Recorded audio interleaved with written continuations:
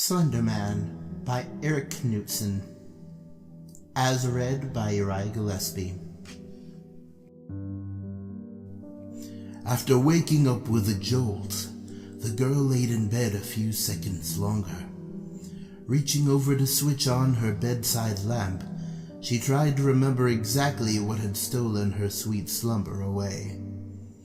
When she couldn't, the brunette swung her legs over the side of the bed and heaved herself up. Checking the time on her phone, she snorted when she saw it was midnight, the witching hour. Knowing that sleep would only evade her, she left her bedroom for the kitchen, a good cup of coffee on her mind. As she passed by her front door, a chill spread like liquid fire down her spine. It's only winter, she told herself, focusing again on the coffee plan. Measuring out scoops, water, and preparing her cup kept her occupied. But as the dark liquid boiled, she had nothing left to keep her mind from wandering off. The chill returned, and she couldn't help but glance behind her to the front door. It stood there innocently enough, just like always. The deadbolt was still in place, and she could see nothing amiss with it. Turning back to her coffee, she did her best to forget about the feeling. With her cup in her hand, she started back towards her bedroom. As she walked by the front door, she decided that a quick glance out of the peephole would help calm her restless mind. The chill worsened with each step she took towards the door and further away from the safety and warmth of her blankets. She pressed her empty hand against the cold metal door and took a deep breath before leading her eye to the peephole. At first, she could only see an inky blackness, and somehow seemed to swirl in itself. When she blinked in surprise, the void melted away. She wished it hadn't. In its place there stood what she could only guess was once a man. The limbs were long and inhumanely awkward, with bulky joints branching off into several arms, not unlike the branches of a tree. The creature was draped in a black suit, somehow making the thing more nightmarish to her. The icing on the proverbial cake, however, was what passed as the hellish thing's face. It was as though her mind blurred the ghastly visage to spare itself further shock and horror. She shoved herself away from the door with her hand still pressed against it.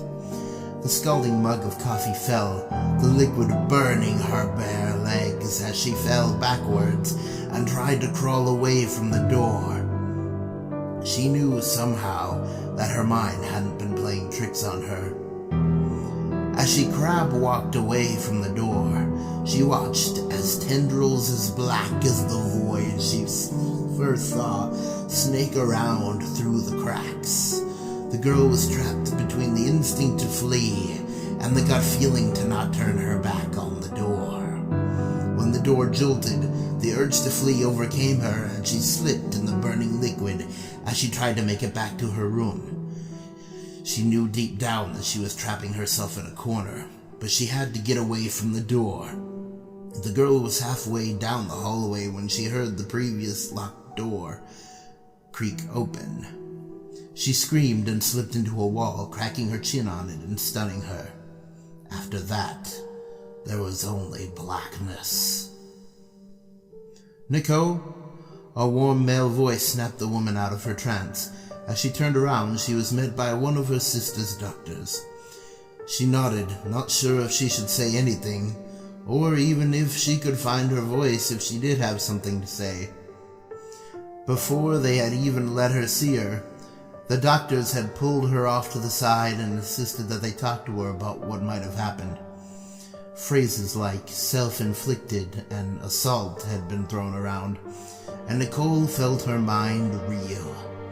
She still hadn't fully understood what they had been saying until she saw Lindsay with her own eyes. Her little sister had a bandage wrapped around her head, covering both of her ears as well as her eyes. They said it was to keep her now deadened eyes from drying out. and to try to keep the infection out of the wounds Lindsay had made to her ears.